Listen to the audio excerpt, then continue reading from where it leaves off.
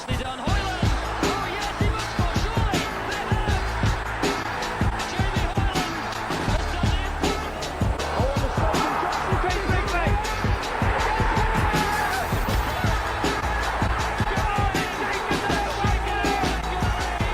Chris Hussey's got space in defence. Hussey inside the box. Tries to square it back. An opportunity. It's there for Tom Zorn. And Berry take the lead. Won't lose a crowded base with the very good goal there. He's got the right foot. He shot! Oh, what a lovely goal! And To be back still, the mighty Shakers. Hello and welcome to the Mighty Shakers podcast, Series 3, Episode 1, proudly sponsored by AC Ventilation, BIMTech, Engineering and iLevel. So thank you to those three companies who are sponsoring us for this season. This week we've got myself, Armin and Mike, and we're also joined by a very special guest to kick off this season, is Danny Mayer. Welcome to the show. Thanks for having me. You need no introduction, really, given you scored the the goal that sealed our promotion back in 2019 before we were expelled from the Football League. The first thing that we ask people when they come on the show is, what is your first memory of Bury Football Club? Well, do you know what? It was Rose, the kit woman. That was my first memory of Bury Football Club. Yeah, I walked in and she was handing out kit and she was a bit flustered and she started shouting at me. That was my first memory, but she was lovely. She softened after a couple of days. I think she was just a bit stressed, but yeah, that was my first memory. What was she shouting at you for? Can you remember? Just because she didn't have enough kit. At the time, we had about 30 trialists and she was just getting pulled from pillar to post with kit, and I'd just come in and she was just flustered and just started shouting at me. Yeah, fine. So, before obviously joining Bury FC, can you tell us a little bit about how you got into football when you were younger? And obviously you joined Preston. Yeah, I think it's just playing in the park, playing at school. It was just all my mates love football. I was fortunate at the time up at Preston as a kid. I think I started there when I was 7 or 8. And then just worked my way up through the youth team and then into the first team, and then just progressed through them like normal lads would now. And so you support Preston? Yeah, I'm still a big Preston fan. Yeah. So what was it like playing for Preston when you were a supporter of them? It's a bit surreal. Like, obviously, I've gone from sitting in the stands, supporting the Stern lads, and a couple of years later I'm playing with them, so it was a bit surreal, really. To be fair, I found it really tough as well. Like, I couldn't shake the nerves of playing for Preston, so I don't think they really saw the best of me. It's a great club, and like, I've supported them ever since.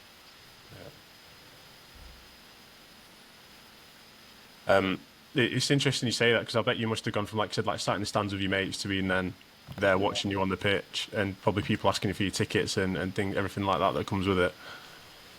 Yeah, it's just so different. I've gone from watching Paul McKenna one week to getting shouted at him in training. So it was, it was weird to get your head around, especially being like a big Preston fan. It was tough. It was great. I loved it. I loved my youth team days and I loved Preston, but yeah, it was tough. What was it like making your debut away at Bristol City? Because obviously it's quite a bigger ground for the Championship, quite passionate, loud down there, and obviously coming on as a youngster in an away game must have felt quite a bit daunting. Well, we were getting battered at the time as well, so it wasn't really a great game to come on for. And my kit was massive. So I looked like a mascot coming on the pitch, to be fair. No, it was nice. Obviously, it was nice to get my debut. Don't really remember much of it, to be fair. Like, I can't tell you what minute I come on, or I couldn't tell you what happened if I ever touched the ball when I came on. I think that was my first memory. Just what I remember. I just remember the kit being huge on there. And obviously, after Preston, it was Sheffield Wednesday. How did that move come about? I think Preston just needed to offload a few players, and unfortunately, I was one of them. We had a few, we had a few players that left that season, and I don't know, what it was. I don't know if they wanted. Apparently, they wanted to lower the wage bill or something, and I was one of the players that they had to let go. It was unfortunate, but I moved to a massive club. Yeah, like I said, you don't realise how big it is until you get there. Sheffield Wednesday, like the fans, when you hear that song before the game, it's a great club to play for. And then obviously you had your first loan move just before you went to Bury at Southend. How did that differ from what you'd experienced previously? Just miles away. I thought Sheffield was far because I've never moved away before, and then I went to Southend. It was just, yeah, it was probably wasn't the best move for me at the time. It didn't really work out, and I probably shouldn't have gone. But the manager wanted me to go and play games. I just couldn't get my head around how I was still quite young. I couldn't get my head around just how far it was. So I'll be honest with you, I didn't really enjoy it for the months that I was there. Yeah. I remember going Southend myself just to watch Bury and thinking it was a miles away. So having to move there to go for a short-term loan deal, I've never understood how footballers do it. Even just moving around the country or different countries just to play football, up and moving. So you don't do it anymore, do they? You can't do much loans really. And they're really tough. You can end up at Southend and then end up at Gateshead or something like that. You're just all over the country. It's just it is tough for lads. Yeah. So then, obviously, following that, a loan move came up closer to home to Bury. How did that move come about? I think it was just pre-season. I just got, you know what, Sheffield Wednesday had a really good team at the time. At the time, I was playing as a winger, and they had Jermaine Johnston and Michael Antonio ahead of me. It was just, I was never going to play. And when I found out Bury come in, it was close to home. I knew a couple of lads that were there, and it just ticked all the boxes. And obviously, you mentioned your first memory of meeting the kit woman. How was it playing under Kevin Blackwell? Yeah, he was. Yeah, do you know what? I didn't mind him. He was a bit intense, a bit off the cuff. I've listened to. I know a few lads that if I did describe him, it was just off the cuff. Yeah. If forget players' names, they're called Tommy Miller. What do you call him now? Probably Tommy Smith. He just got names wrong all the time, and we had so many players. It was just so off the cuff, and he was so intense. Yeah, I just found him funny. I knew we were never going to do well under him, but he just cracked me up because he was so off the cuff. Yeah, I was just going to say there was on I Had Charles once. The Max Harrop was on last week, and he was talking about him, and he was saying that he called him into his office, and he was asking him who he was, and he was giving him stick, and he didn't like him either. Spoke quite strongly about it, actually, saying he was the reason why the whole demise. But there's a few lads that. Do you know what? He was not all right with me. I just, whenever he said anything, I just couldn't take him seriously. Like I said, Tommy Miller played 100 games, 100 odd games in the Premier League, and he's getting his name wrong, and I was just like, this guy's way off it. At the same time that you signed, obviously Chris Sedgwick joined the club that summer. Obviously, you'll have had a previous experience with him. Was that any help in getting you to Gig Lane, or did you help sort of speak to Chris to get him involved at the time? No, so when I got there, Sedgwick was already signed up. Obviously, I used to be boot boy at Preston, so he kind of just took me under his wing again. We both lived in Sheffield, so we used to drive in together. And I love Sedgwick. He was a great guy. He was really good around really good around the lads, good player. I know he wasn't a massive fan of Kevin Blackwell, but no, can't speak highly enough of Sedge. I thought he was top draw as a lad and as a player. I can imagine it was quite good to have someone so experienced because the squad at the time was sort of very mixed. Obviously, we had the likes of like Jesse Reindorf in at one point and whoever else that came in. So I can imagine having such an experienced head like him was quite helpful for someone like you who was quite young at the time. Yeah, we did. We did have a mix. It was, yeah, it was just. I couldn't even tell you what the squad was. It was just such a, like you said, it was such a mix. It was like from one extreme to the other. We had Sedgey who had such a good career and like so experienced, and then we had lads that had come on trial and they'd be like, right, you can just we'll give you a year, and it was such a mixed squad. You know what? Like it probably was. We had some good players though. Like don't get me wrong. We had some good players there. We had like Jonah was there, the keeper was there. Like Sedgey, ended up bringing Tommy in. Trying to think who else. We had there at the time. We had even Grimesy. Grimesy was such a good technical player. Yeah. We did have some really good players. It was just we just didn't have a way of playing really. We had. Are you sorry? I was going to say, are you still in disbelief after Jesse Reindorf scored that goal against Norwich? Like we all are. Yeah. Yeah. I couldn't believe he shot from that far away. And I've watched him a lot of times. I've seen his technique. It's not the greatest. So for him I couldn't believe he could reach the net. So it was, it was unbelievable. It was a great strike. He's such a nice lad as well. He really was a great lad. I remember him coming on. He was huge, wasn't he? So he was good in the air. But I remember being sat in the main stand once, and they brought him on as a sub, and they just put a corner into him straight away, and like two players just bounced off me. He just headed it in the net. I was just like, it's exactly the type of play that Kevin Blackwell wants, and it's like pile it up to him. We had one a few years later with Lowy. We had Golda Mateo, and he was similar. Yeah. Really raw, really enthusiastic.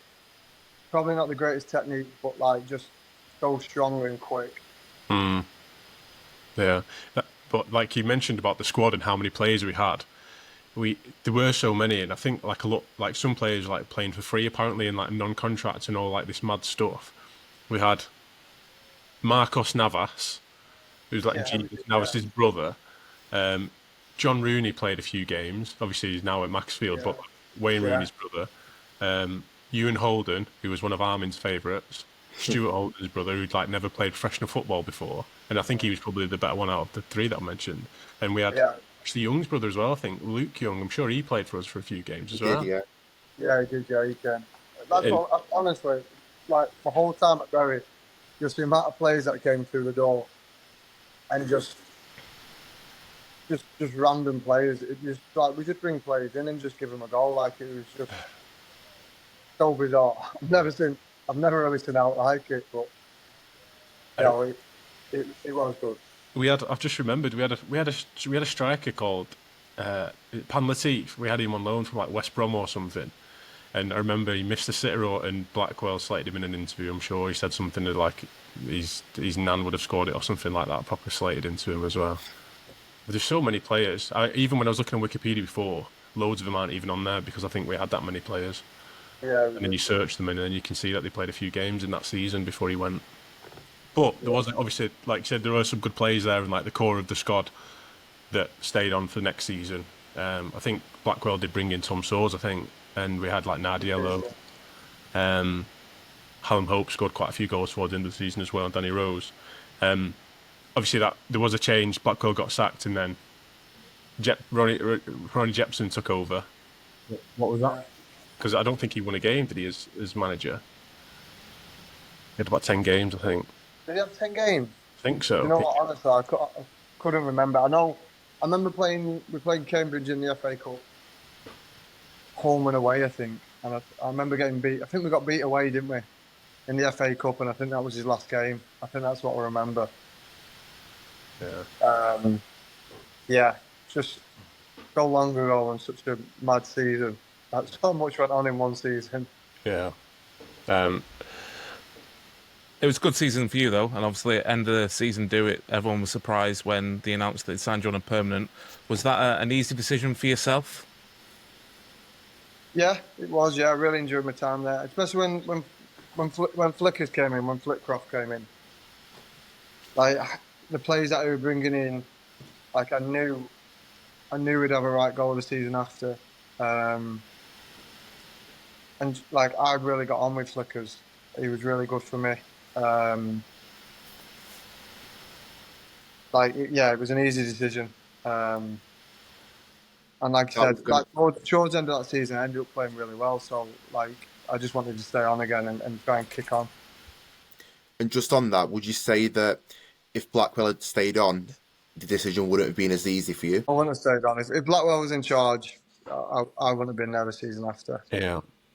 Yeah. I think Flitcroft definitely when he came in, it would have been not only a change in fortunes that we had finishing the season strongly, but a different style of play, really. I'm sure we went 3 at the back, I think, under him in the first half of the season, I think, didn't we, before the second season? The season we went promoted, you mean? Yeah, we did, yeah. Yeah, we did. We played... Yeah, we did. We played win-backs. Yeah. So how was that going from the style of football that we were playing under Blackwell and Jepson to playing under Flitcroft in that style? Must have been a breath of fresh air, I guess. Yeah, and like the lads that he brought in were just really good. He brought in Hussey, that's what I remember. He brought in Chris Hussey as well, and like in my career, he was one of the best left backs that I played with. He just brought in good players. He let us try and express ourselves, and like we were close to relegation that season until he came in. So like it shows what he did, because I think by the time we finished, there was a chance that we could have got playoffs. Yeah. So it shows what he did, and then when he said he wanted to sign me, I just thought, like, it's a no-brainer for me now. Like I needed to find a home, and I felt like I found a home and a place that I felt comfortable in. Then talking about that next season, then when we were promoted, finishing third, beating Tranmere at Prenton Park on last game of the season, Tom Sawyer scoring that goal. What was that season like then? A bit more, I guess, consistency from like a team selection point of view. Yeah. I'd like to say it was all smooth, but it wasn't, was it? We started really well, and then we had a dip around Christmas. And then I think we brought in a few more players in Jan. And then we just couldn't lose. There was some like silly stat or something towards the end of that season that we just kept winning games 1-0 and we'd not lost away or something in whatever amount of time. It was just, yeah, I loved it. I loved that season. Like I said, like Flickers was really good for me. He could make you feel like the best player, like in the league, and that's what he did for me. He was just always encouraging. You know, he let you have a shout back. So if he shouted at you, you could shout back at him. So he was a really good guy, and yeah, I think that was always the aim at the beginning of the season. The aim was always to get promoted. Yeah. We just went about it a really hard way. Obviously, yes. Go on, man. Yeah, so in that season when we say went the hard way, so Southend game when we lost 1-0, what was the change room like at that point? Was everyone deflated or? Yeah, it was horrible. I think me and Lowe ended up nearly having a bust up. It was like we were just fuming because we actually played well that night. We deserved the win, and I think David Worrell or something scored a free kick. So like we just thought the season was done. We thought we were going to be in the playoffs, and yeah, it was a tough couple of days afterwards. And then obviously, you know, we got a bit of fortune that last day of the season. What are your memories of that Tranmere game? Ben Futcher telling us that Southend are losing. I just remember, like, obviously the fans, we had Butch on the side of the pitch just saying we need 1 goal. And then I just remember absolute bedlam when Swordsy scored. And then just the last 5 minutes were horrible. Just watching the clock, just hoping that, we can see it out. That you talked about clean sheets. With that season, we had Nick Pope, didn't we? And he came in and kept a lot of those clean sheets at the end of the season. Yeah, like he was just. You knew he was going to go higher than we were League Two at the time. You knew he was going to kick on, and he was way too good for that league.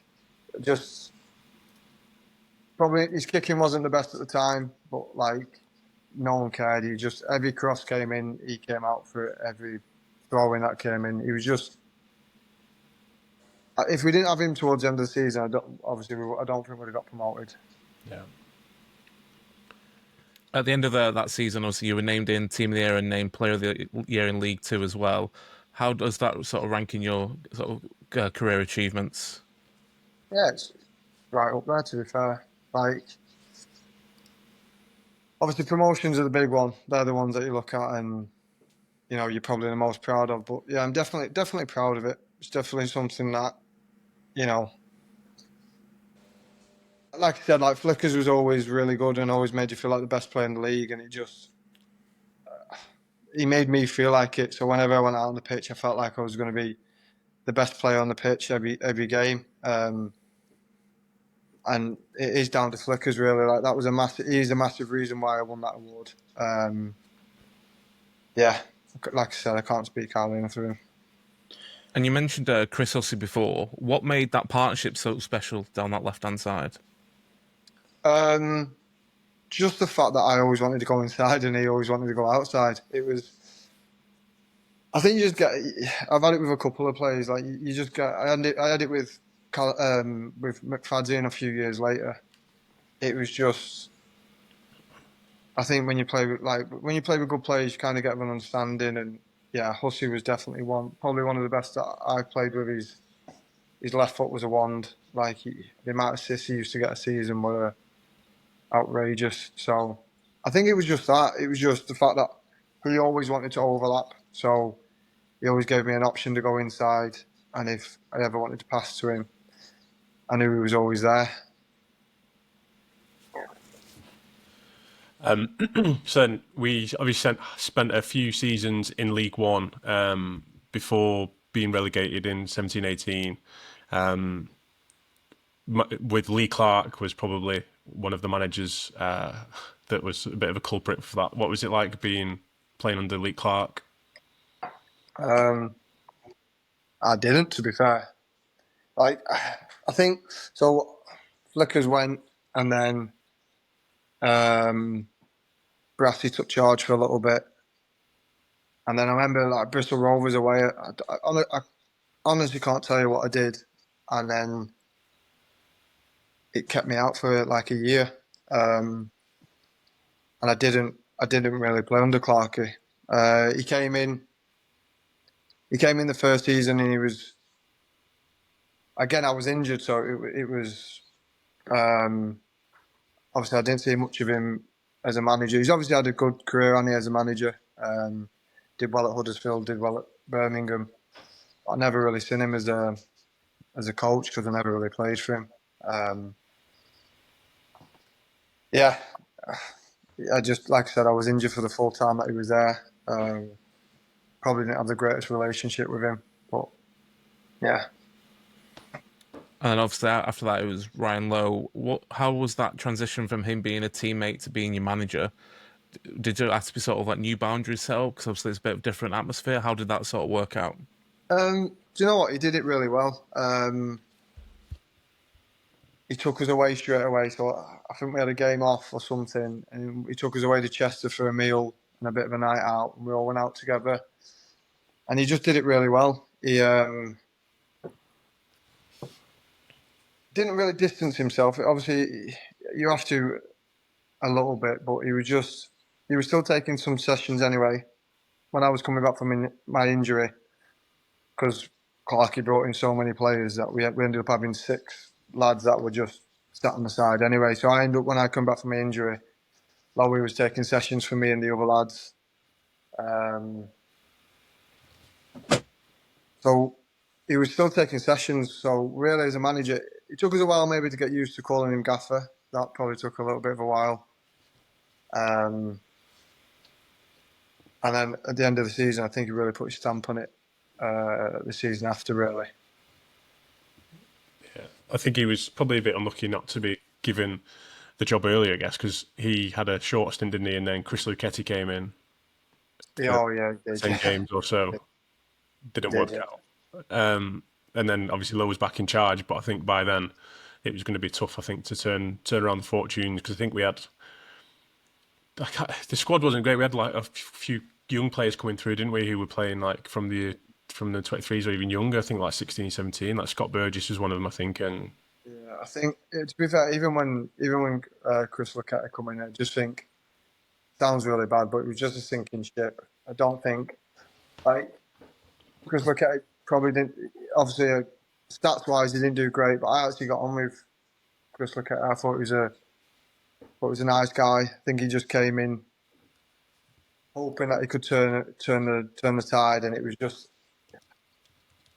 always going to be tough. I think Lowy give it the best shot towards the end of the season. I think we picked up a couple of wins, but it was just we just signed so many players, and I kind of think it was more he's a good player, so let's just bring him in and hope that he fits in somewhere.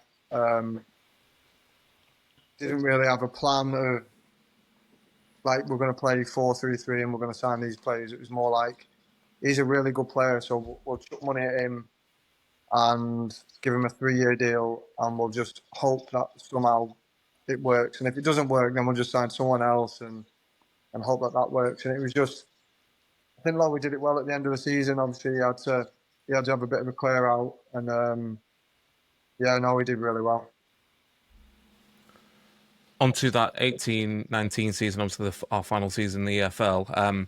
What were them final few months of the season like when the team weren't getting paid? It was just tough. Yeah, obviously it was tough because didn't really like the guy was just terrible. It just the amount of lies that they got fed, and it was just. Yeah, it was tough, especially when we had a meeting and he sat in front of us, the owner sat in front of us, and we had women crying because like they'd not been paid, and he just didn't care. So obviously it was tough. It was tough for the players, but I think the players more felt for the staff and everyone like that. It was just. I think that's why we kind of kept playing. Like we could have easily just. I think most clubs would have just not played, but we had such a good group of lads, good manager, good staff. I kind of wanted to just do it out of spite. Really, it was more like we've done so well so far. Like, don't let them ruin. Like the fans deserve it. The fans don't deserve what's going on. Let's just, let's just get promoted for them, get promoted for the staff, get promoted for ourselves, and just put them basically. Yeah, essentially. Yeah. Also, you'd been there since the start of the previous owner as well.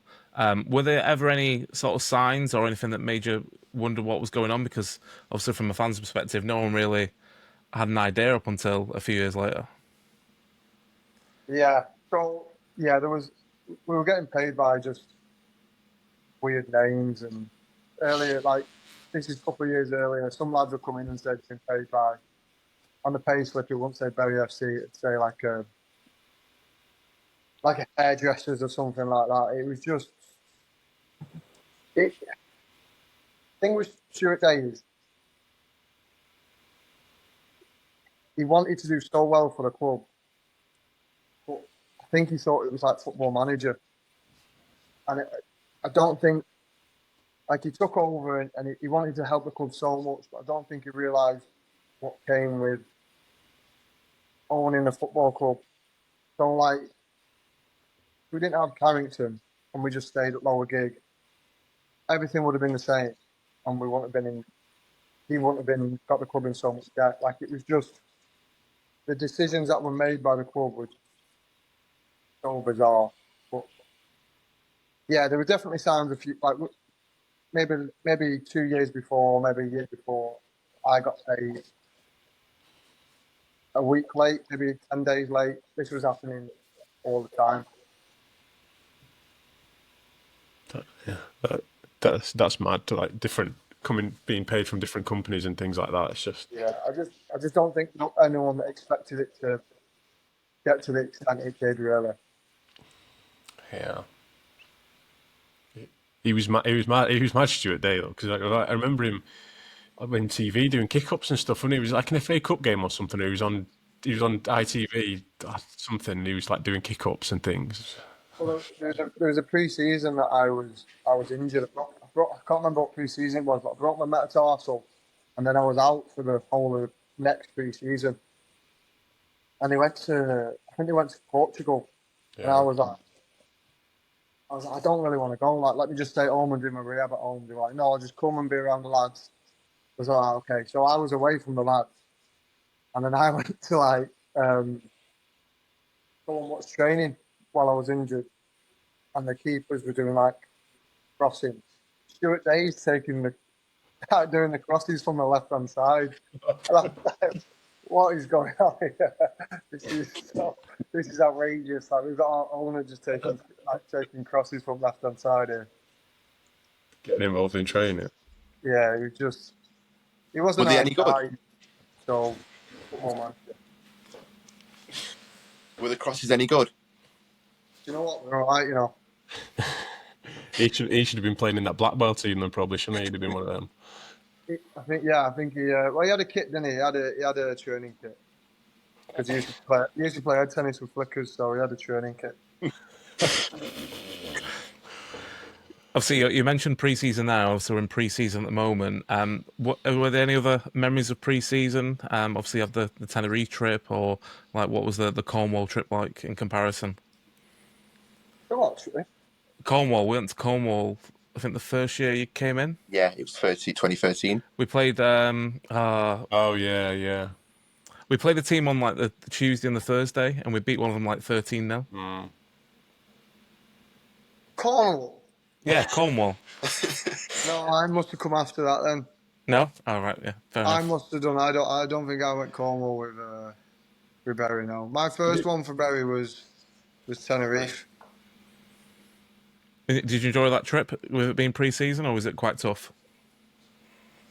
Do you know what? Flickers' pre-season were tough, really tough, because he had John Lucas. John Lucas's pre-season's quite tough. So no, I didn't enjoy it. No. Did you go to Cornwall, Mike? Yeah, I went to Cornwall. That was the first year I'd started, so went down with Connie. Oh, it was hard enough getting me to Atherton on Saturday, never mind going to Cornwall for pre-season. Hey. Commitment.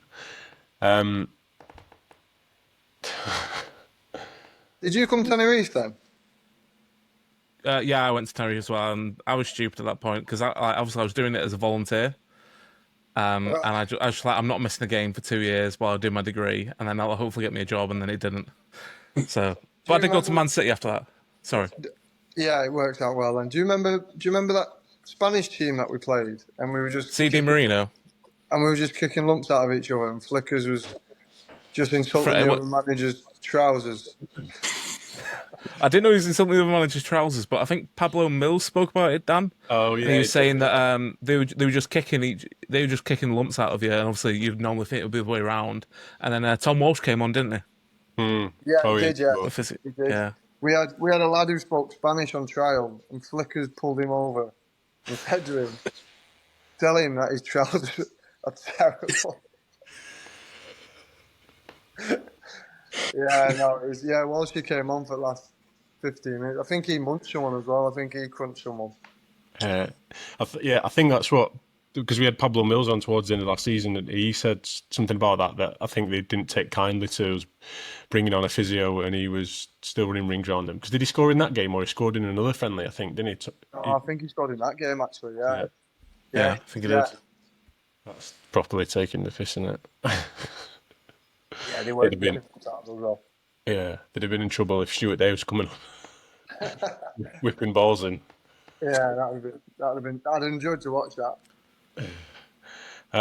So obviously we touched on it, but that promotion, and it's obviously we were supposed to play, weren't we, on the Saturday, and it got postponed, waterlogged pitch, but all of the Yeah. games went ahead, which didn't stop. I think most Bury fans, we'd probably been in Liverpool since about 9 a.m. and then it got called off at 11, so everyone had a blinder out all day.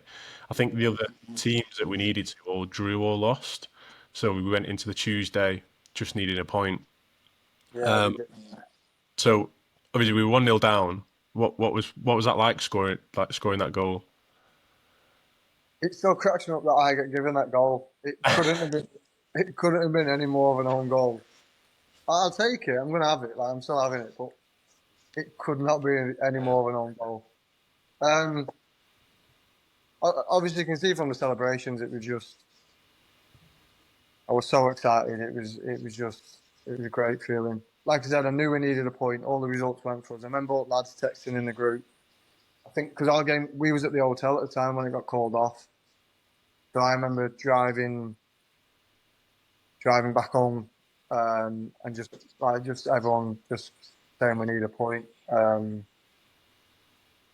Tranmere were good that season, weren't they? Like Norwood kept scoring a lot of goals, and so it was a tough game.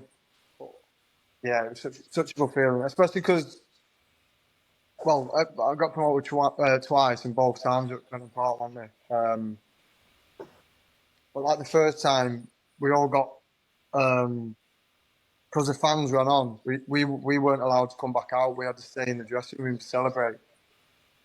So the second time, it was just great just to be on the pitch in front of all the fans and just. We was out there for ages. We was out there for a good hour. So yeah, it was such a good night. Yep. And you mentioned obviously previously being promoted at Tranmere. So when you going into that game, and obviously you only needed a draw, but did it give you any, like, did you have it, not like superstitious, but like you can come and do that again, like you've done it before? Did it give you any extra feeling that you were going to see it through and it was going to happen? I think we had more. There weren't really much because we had another game afterwards. I don't think the lads felt overly pressured because we need 1 point from 2 games. Listen, like we obviously wanted to get it done that night. Everyone wanted to get it done that night. We didn't want it to go into Port Vale, but it was more the fact that we just needed a point. But like it was a great atmosphere because again, like if they beat us, they could have got into the automatics. Like been close to it, so it was a good atmosphere. It was a good game. No, it was just nice to get it done on the night. Yeah. Didn't have to mess about and drag it out to Port Vale. So, what were the celebrations like then when you came to play on Saturday against Port Vale?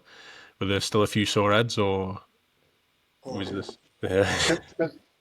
So I didn't go out after the game because my firstborn was born in March, so it was still quite early. So I met the lads the day after, and then it carried on for a couple of days. It was it was a tough game, Port Vale. It was hard to get through. Yeah. Yeah, I think Tom Pope scored against us, didn't he? And then well, I nearly set him up. He goes on about it. I tried playing a pass across the box, and he read it, and he nearly headed it in. Oh yeah. We were shambles that first half. Still couldn't beat us though. It was 1-1, I think. That's because Jordy Rossiter just curled one in from 30 yards, isn't it? Yeah. Class. So you mentioned, like just sticking with Bury for another second, but you mentioned you don't know how you got given that goal at Tranmere. Which goal is your favourite that you scored for Bury?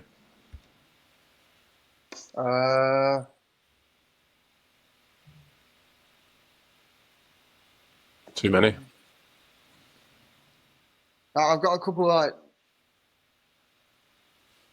easy ones. I like the first one against Cheltenham. I scored against Mansfield when I took it on the byline. Yeah. You know what? Probably we got beat in the game, but we played Oxford away. I think it was the season that we got promoted. We played Oxford away and we got beat. We got beat 2-1. But the ball's come out to me and I've took it on my chest and I've fainted to shoot, and one of the players has just slid past me. Yeah, probably that one. Just for the fact that he slid past me. And then you had the Dover one as well, didn't you, in the FA Cup from the halfway line? Just ran past. Oh yeah, forgot about that one. Yeah, and then there was the Leicester one as well, which was obviously the result didn't go our way, but it got us back into the game. Yeah, no, yeah, there were some good ones. There was some good ones. I think I'll go for the Oxford one just for the fact that the geezer literally just went past me. I really enjoyed that one. Not the Tranmere one. not the Tranmere one, no. Good celebrations afterwards, but not the actual goal. Happy to claim it. I'm having it now. But that's the thing, like with the camera angle, like even I was like watching it back and we're doing like the video, and you can't really tell what goes on. Yeah. No, you can't. But I know what goes on. I've tried cutting it back, and the geezers kicked it that way.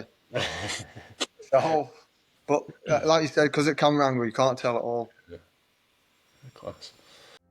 Today's podcast is proudly sponsored by AC Ventilation Limited, your trusted local experts in air conditioning and ventilation since 1995.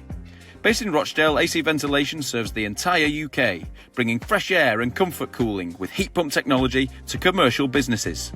From design, installation, commissioning to future planned maintenance, they specialise in creating tailored solutions for every sector, including industrial, healthcare, retail, hotels, schools and more. To find out more, visit www.acventilation.com. AC Ventilation, proud sponsors of the Mighty Shakers podcast. Obviously, then we obviously get the news that we are going to get expelled from the EFL. Were you hearing the updates at the same time as the fans were, or were you able to get more information, obviously being inside the club? No, we got absolutely nothing. I remember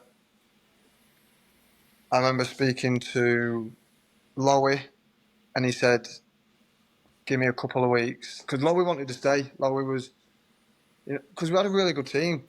We had a really good team. Maybe like a few more additions. I'm not saying we would have got promoted again. I'm not saying that. Obviously, League One's tough, but we would have. I think we'd have had a good season. We had Jay O'Shea, Danzy, Nicky Maynard, Dom Telford, Williamson, Nicky Adams, Fadzine. Like we had such a strong team that I think with a few more, I think we'd have done all right in League One. So I don't think Lowy was overly looking. I don't think he was looking to move at all in the beginning. And I remember him just ringing me and was like, just give me a couple of weeks. Obviously, I was out of contract. He was like, just give me a couple of weeks. Let's get this sorted and then I'll get back to you with an offer. And I was like, right, okay. Like, I'm going to speak to other clubs, obviously, because I've got a young family. I've got to look after them. But if you come back with me, like I love my time at Bury. I would have been keen on staying. And then he rang me maybe about 10 days later and he was like, no, it's done. Like we can't offer you anything. Just you're gonna have to move on. And then obviously I was close with Dom Telford and he went back into pre-season at the time and he said it was just an absolute mess. Can't remember who took charge. Dave Jones was somehow there, and then there was another guy that was somehow there, and it was just an absolute mess apparently. But I never thought it would get to this, like to that point where it would be. I just assumed something would happen, someone would come in and save it. It was a sad way to go after such a good season. Yeah. It's like even us in the situation, like as fans, like you think that there's going to be some way, and it was on like national press, like on TalkSport and things. I remember Stephen Dawson was on TalkSport arguing with Steve Dale about it.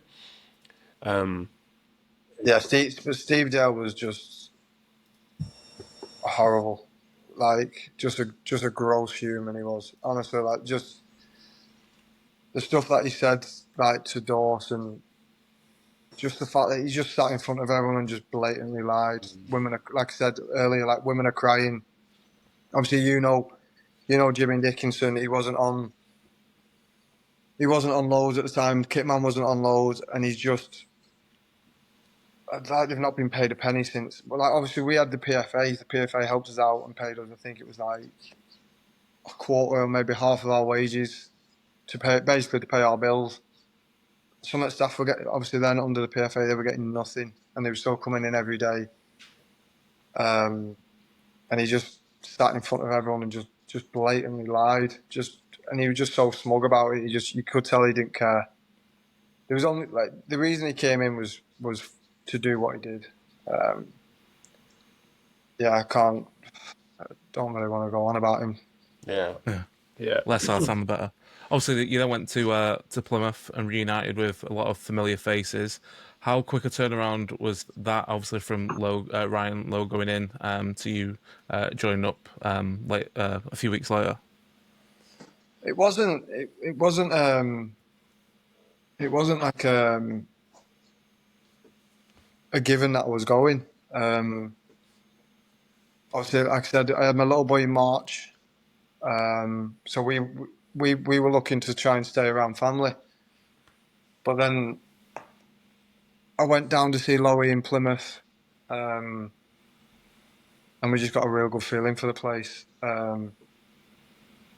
It was by the seaside. It was a warm day. We just kind of fell in love with the place in a day. But it wasn't a given that I was going there because obviously I've said it before. I spoke to Ipswich at the time, and I was really keen on going there. Obviously the size of the club, and I really wanted to go there. But when I went down to Plymouth, I just got a really good feeling about it. Obviously I knew Lowy, I knew Shuey, so that was Jimmy went down there, so that was obviously like a bit easier for me to settle in. A few lads ended up following and coming as well. So, but yeah, like I said, it wasn't a given that I was going there. But you know, over the 4 years, it couldn't have gone any better, really.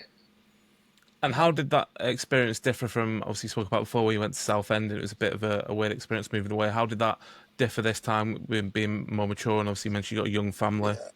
Yeah, I just grown up. I think I was 27 or 28 when I went to Plymouth. So obviously, I think I was 21 when I went to Southend.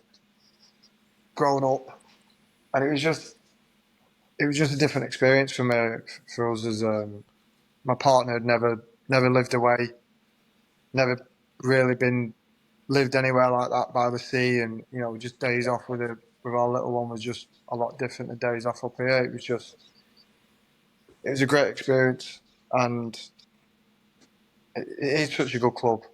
Like in my career, the two, like obviously I'm a big Preston fan, but my two favourite clubs are definitely Bury and Plymouth. I love my time there, and you know, one got cut short because you know financial problems, and really I should have done another couple of years at the other one. It was just a lot of travelling at the time.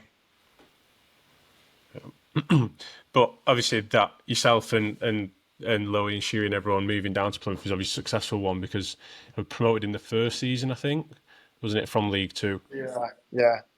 It was the COVID year, wasn't it? So it was that points per game thing.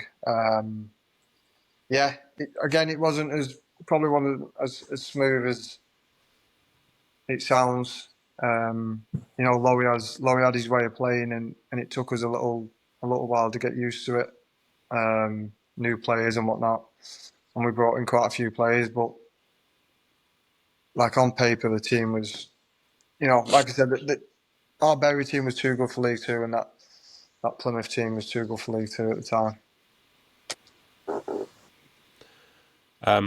And then obviously going into League One, having a good couple of seasons in League One, and then getting promoted to the Championship. What was that like? Yeah, like it sounds bad, but out of all my promotions, that's probably my favourite. Just because the fact that we got 101 points, and like I said, every time we've been promoted, there's always been bumps in the road, or like you've had. It just, I think we were kind of waiting for it. It just didn't. It just didn't come. Whenever we lost a game, we always bounced back and won the next one. And we had the best group of lads that,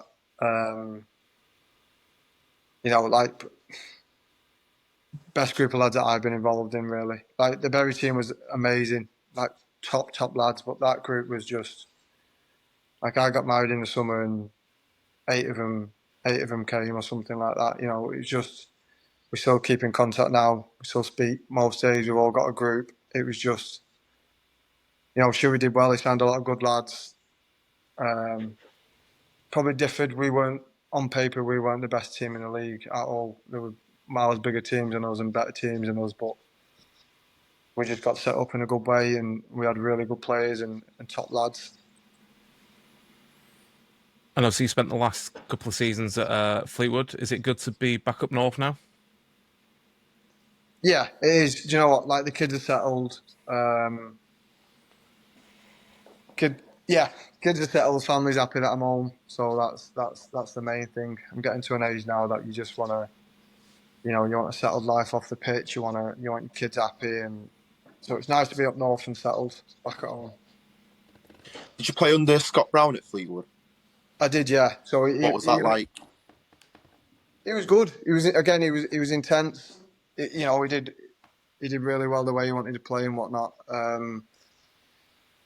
Just didn't work out for him. League One's such a tough league. It's just got so many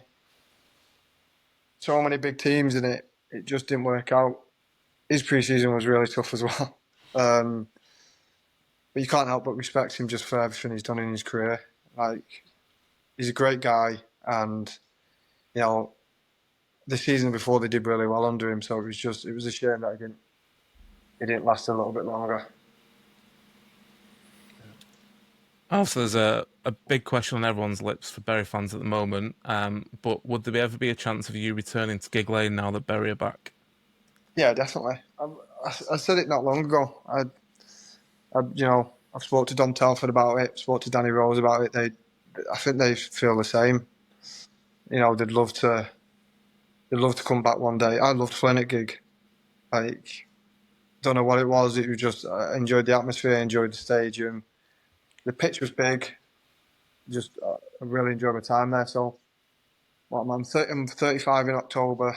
I'm hoping I can get a club and do another couple of years. But I think after that, I'd love to come back. Maybe do like what Nicky Adams has done, and my body still feels good. So I'm, if in a couple of years I can come and put on the white shirt again, I'd love to. Yeah. I think that was when I mentioned earlier before we started that there was a question that everyone was asking. Yeah. There was loads of responses, and that was in different ways. Everyone was asking, how much would it cost to get you? Let's set up a GoFundMe, like anything and everything to get Danny Mayer back at Gig Lane. I do think before I retire, I'll be back at Gig Lane. I can't see me not being, just because of the way it ended as well. The way it ended was never meant to end that way. So it'd be nice to come back out there. Obviously, I want to come when I can still be an asset to the club. I don't want to be just come because I'm, just to see out a final year and my legs have gone. Hopefully, in a couple of years, I still feel okay and I can come and help out. Hopefully, finish the way that Nicky finished as well. Yeah. If it's going to end in a promotion, then most definitely. I'd love that. What are your thoughts on playing on AstroTurf? I'm all right on Astro. My touch wood, I've not had any really operations or knee operations or ankle operations. They're the ones that struggle on it. When they've had operations. Yeah. So I should be okay on it. Might not turn as quick as I used to, but I'm sure I'll be okay on it. Yeah. I still think you'd rip up the leagues down wherever it will be. Yeah. I think you've got nothing to worry about. Yeah. Well, I was a bit from 35, 36, going on 37. Yeah, we'll see. Yeah. You were back at a couple of years ago, weren't you? Got a goal then against us. Yeah, I got to come out and play there, didn't I? That was good. That I enjoyed that day. We got a good group of lads down. Yeah. Too good. Okay. Do the fan questions? Yeah, we'll move on to the fan questions. What was going through your head when you celebrated the goal by having a piggyback on the referee? Yeah. Do you know what? I don't know. I was so excited. Do you know what? I'm really close with Danny Rose, and it was winding me up. But Anne Flickers was a manager, and it was winding me up that we were getting beat because we were playing so well and battering them, and they were 2-1 up. And Rosie scored that goal that was like, it fell out of Murph's hands, and it just, do you know what? I was kind of on one that day. I wanted to beat them, and do you know what? They had a really good team as well at the time. And then Nicky's scored in the 90th minute, and I don't know why, but he's just there. The referee just ran past me, and in my head I just jumped on him. I didn't think, and then he got his own back though. Like he sent me off later on in the season against Swindon. So. Did he say anything when you jumped on his back? Get off! He's just went, get off. You know what? He was good after the game. He laughed about it after the game. And every time I see him now, he still brings it up. So yeah, he's a good guy. Because I know a lot of refs would have just found me and sent me off. So yeah, I appreciate that he didn't. Yeah. Sean Carolyn asks, what did you love most about Bury when you were there? It just felt like home. That was like it. So like I did okay at Preston, and then Sheffield Wednesday didn't work out, and then I just felt comfortable as soon as I got to Bury, especially under Flickers and that season afterwards. And it just felt like home. I enjoyed playing at Gig Lane. I enjoyed training. Yeah, it's hard to put my finger on it. It just felt like we always had a good group of lads there, and it was just such a good club. I always enjoyed, like I said, the home games and coming up for it. And yeah, I think that's probably his biggest compliment. It just felt like home. And we talked about the 2018-19 promotion season, but what do you think made that squad so special on and off the pitch? So we signed good players. Like obviously, we had good players there. They've got a thing like Laurie and Chew used to always say, like we just don't sign dickheads. And like it sounds so stupid, or like managers think, oh, I'll go and sign a dickhead, but like genuinely, it happens so much in football, and a good group of lads goes such a long way. Jay O'Shea, Dorse, Murph, just good professionals who wanted to train well every day. Nicky Adams, we all got on off the pitch, and I think it showed on the pitch. But that is down to them, just doing their homework on lads, making sure that they sign good lads. If they weren't good lads, they just didn't play. But also, they brought in Rob Kelly. For the first 4 months, he was a big influence on the team. The way he took training and the way he drove standards. So yeah, he just probably them two things really. Just good group of lads and dedicated on the pitch. Got a question from Shaker Fax. What do you think of when you look at that picture of you and Nicky Adams, which I believe is the one he's thrown to, is when he's laughing at you with your nose bleeding? Yeah, bang out of order. Bang out of order.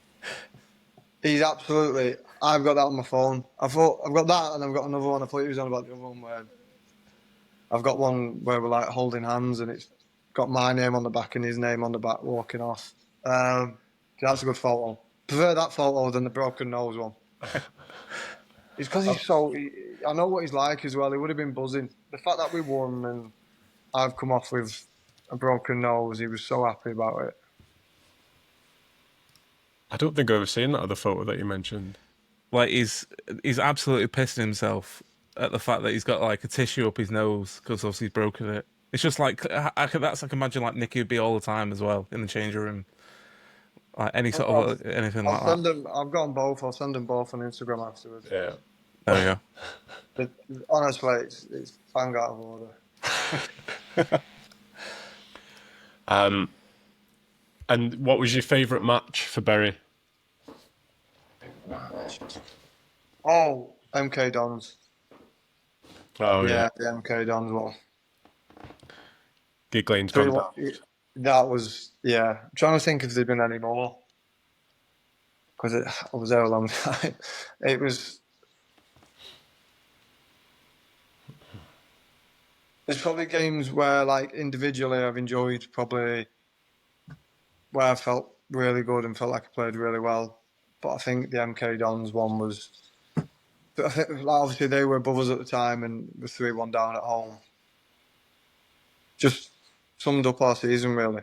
Like, the lads just always. Like, we did it against Lincoln as well, like, just always coming back. We was always going to concede because we were so attacking. Yeah, it was class. It was obviously the way it ended was a shame, but like that season we were just so good, and we just had. I mean, I've never been a centre mid in my life, and then I got pushed in there. I don't think Jo.'s really the most defensive minded. Been the most defensive minded player in his career. He got pushed into centre mid, so we kind of left the defence to fend for themselves. Like, so it was, if you're going to score 3, we're going to have to score 4, aren't we? And we were so attacking. Yeah, I think the way that you mentioned earlier, Jordan Roster as well, when he came in, I think he helped that midfield as well, didn't he? He did, yeah. He was good at what he did. He just stayed there and just showed everything up. Yeah. Got a question from Aaron on Twitter, and if you don't want to answer it, it's perfectly fine. But he says, is it true you turned down Bolton before joining Fleetwood? No. Okay, we'll just cut that all together then. Yeah, that's not true. Social media rumours, classic. Yeah, I think that'd have been people getting worried that Danny May was going to sign for Bolton, wasn't it? Making rumours up. Yeah.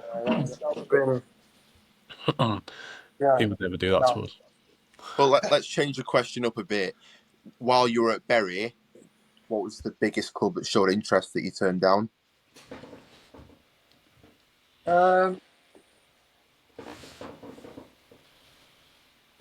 Before I got my injury, I had Wigan were interested. I think they were in the championship at the time.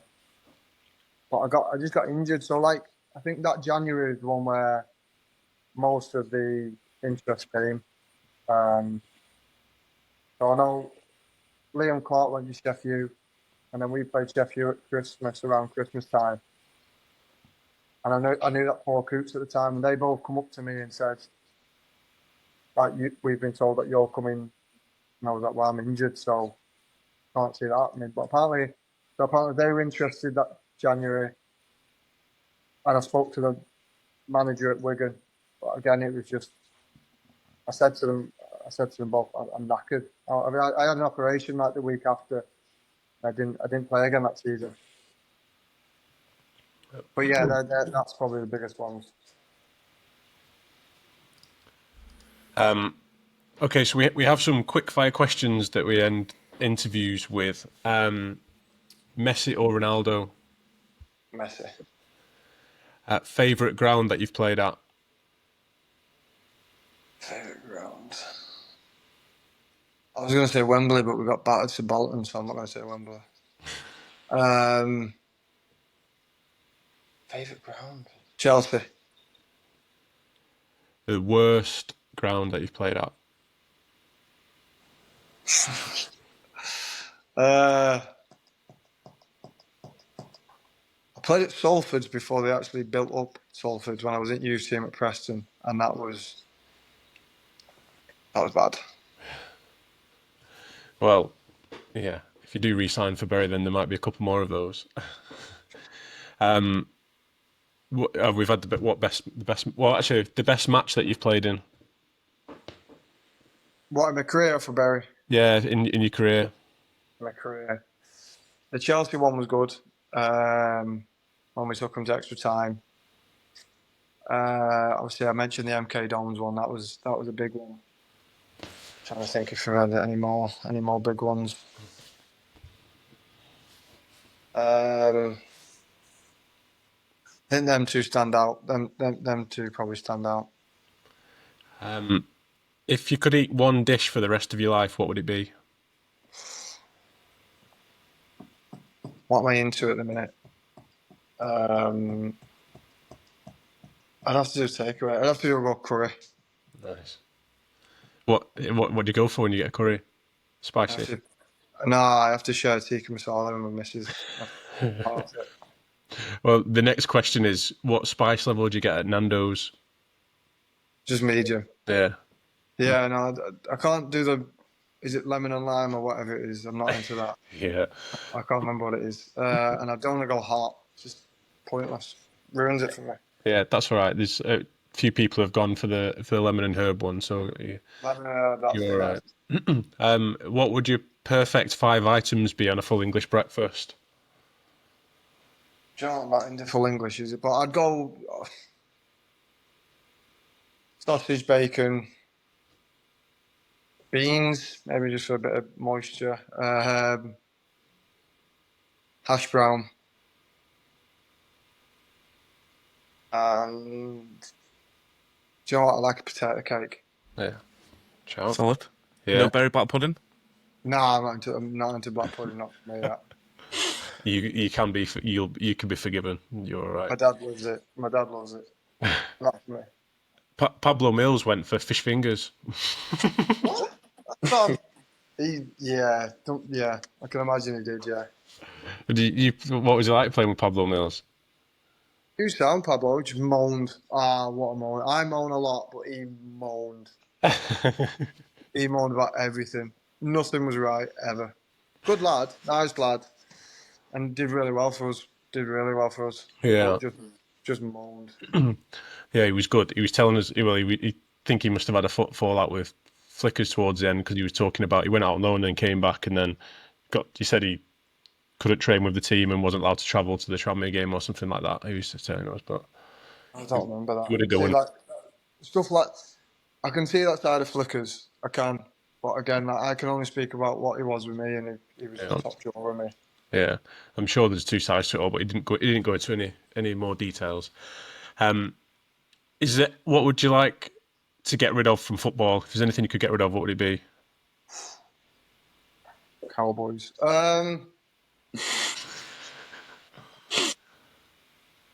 What would I get rid of? There's a few things I get rid of in football.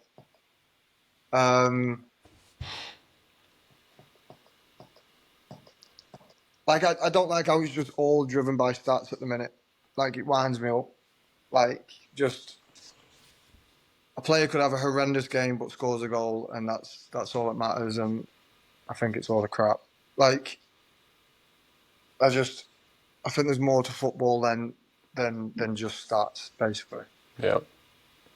Yeah. Do you have any superstitious pre-match routines? No, man. I was never like that. Never bothered. Was there anybody you played with at Bury who did have any? Yeah, Chris Hussey. Oh, he was bad. What did he do? Just like in a meeting, he'd have a certain chair. If he played well, he was on fire once. He was on he must have had like 6 assists in 6 games, and someone sat in his chair, and he was having a meltdown. Like he was like begging him to move it. And Flickers was just like, please move, please just move him. He just wanted them. Do you know what? He was. I spoke to Chris a couple of weeks ago. He is the nicest lad in the world. He just had his quirks about him. And do you know what? If it made him feel good on the Saturday, no one cares. Because when he played well, he was brilliant. He's at the PFA now, isn't he? He's doing stuff at the PFA. He is. Yeah. I think he plays part-time as well. He is at Huddersfield Town, who won the playoffs in the league that Bury have just gone into. Oh, is it? Yeah. So we'd have been up against him, wouldn't we, if they didn't win? I think superstitions, I don't really believe in them. I don't have any myself, but I would just be like, just do what he says, at the risk of not winning the next game or damaging anything. Please just get out the seat. Or he did. To be fair, he moved for him.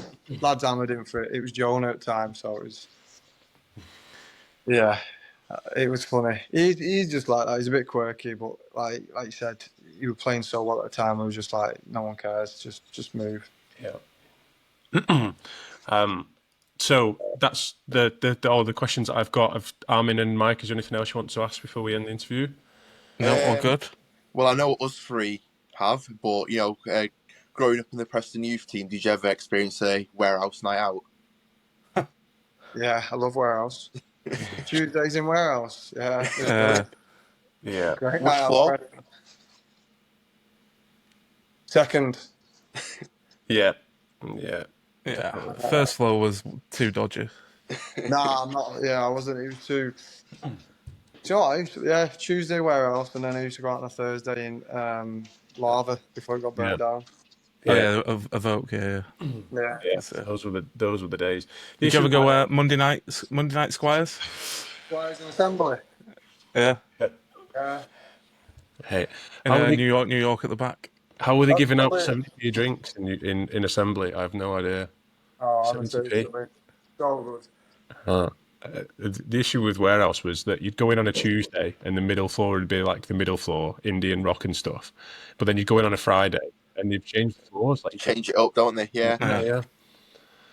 But, I got turned away one for being overdressed. Overdressed. I can believe that in warehouse. A guy went past in shorts, and I was like, "You're not letting us in because we're overdressed." He was like, "Just not that type of place, mate." What were you wearing? We just come from an awards do, so we had like pants and a shirt on. He was like, "Nah, you won't enjoy it in here." I was like, "I've come in all the time." Oh yeah, that is warehouse. I've not been for a very, very long time, but maybe one day. Paint strip of vodka doubles for £2.50. Couldn't go wrong. Class. Okay, well, Danny, thank you very much for coming on tonight's episode. It's been great to chat to you. As I said, everybody's been really excited about you coming on, so thank you for coming on and chatting to us. And we hope, you mentioned, but I'm sure everyone would love to see you back at Bury in a Bury shirt at some point. So we'll be waiting for that. Yeah, we'll make it happen. Yeah. Okay. All right. Cheers, guys. So that was good chatting to Danny. And I was quite surprised, actually, that everybody was asking if he's going to come back, and he was well keen on it, which is good. Very good. So, on to this season's matters. We were obviously at the Atherton game on Saturday, hairlineless, as we showed on Twitter with our photograph. What did you make of the game on the 1-1 draw on Saturday? It was your classic pre-season game. Yeah, classic pre-season game. Doesn't really mean anything. It's just about getting everyone game time. Obviously, when they scored, they seemed to celebrate it quite a bit. But for us, it's just about getting minutes in the tank. Over the past few seasons, I've always found it where you're not exactly playing your best football in pre-season. It always comes together more in the season. Probably points out what you need to work on, and then gives you an opportunity to do that. So, yeah, good to see a few of the new players. A couple of them really stood out in their first game. Yeah, like the issue would be if we played that in our first game of the season. Like if we played against South Liverpool, there'd be an issue. But with 5-6 weeks to go, like they'll be working on stuff. And yeah, like Armin said, it's just about getting minutes in. Atherton looked really good though. Obviously they won 3 trophies last year, including the league. So I think they'll do all right in the counties this year. They played it around quite nicely. The keepers, both of them, made a few good saves. They had that big tall striker that was holding up well. So yeah, they should do well in the counties. But in terms of us, just minutes, and yeah, like Armin said, it's good to see the new players involved. Kieran Glynn in that first half was really nice. Some nice turns on the ball. Could have got a couple of assists as well. And then second half, Kai Evans, really nice player. Obviously grabbed the goal as well. A few trialists as well. They looked decent. Young lad in the second half on the wing seemed quite nice as well. I think someone said he'd come from Chester. Had just been released from them. So yeah, overall it was okay. But again, nothing more than pre-season. So yeah, he played well, that young lad, didn't he? Actually, when he came on, once after the first 5-10 minutes, once he settled into it, he put some good balls into the box, didn't he? And got past the defender well. They played some good football, I thought. Especially first half, they played some of the better stuff. But then we had quite a few chances, so we could have easily have been winning at half time. So it's like you said, it is what it is, isn't it? Like we played two different 11s, 45-45. So plenty of games left before the competitive football starts. But it does look like the counties. I mean, we don't have to talk about it anymore, which we're grateful of. But it does look like it's going to be quite competitive next season with them coming up and how well they did, and they looked decent on Saturday. And then like teams like Chadderton signing players and Withenshaw all creating good squads. So should be interesting, that division. yeah, what a shame we don't have to be involved, eh? From afar, yeah, we can watch from afar. But in terms of that 2-11s, I know that McNabb's already said he's not doing that for Chester. Yeah, So it'd be interesting to see like how we sort of line up for that game. Obviously, a bigger test, 2 leagues above, right? Yeah, 2 leagues above. So it'd be interesting to see how we sort of line up, because that's probably going to be our biggest test of the pre-season, depending on what team Wigan sends Gig Lane for that last one on the 29th of July. And then obviously Ashton Town on Tuesday. Again, I think that's just more making sure that the players use Gig Lane and the surface more than anything, and obviously the trading on it. But when there's fans there, it's a sort of bit of different atmosphere. But yeah, altogether positive. Yeah, it's Chester's first pre-season friendly, I think, as well, isn't it, for them? So maybe we'll have a little bit of an edge on that side of things. But yeah, it should be a good game. I think they promised to bring a bit of a decent crowd, or at least some of the supporters are saying so on Twitter. So it should be a good little pre-season friendly with a bit of an atmosphere. And then yeah, Ashton on Tuesday. Okay. Well, I think we can keep that part of it short and sweet, because we had the legend that is Danny Mayer with us on this week's episode. Thank you, everybody, to listening again. Once again, thank you to our new sponsors who are supporting us for this season, AC Ventilation, BIMTech Engineering and iLevel. Thank you to those guys for supporting us, and we will see you on Saturday at the Chester game. The Shakers. Up the Shakers.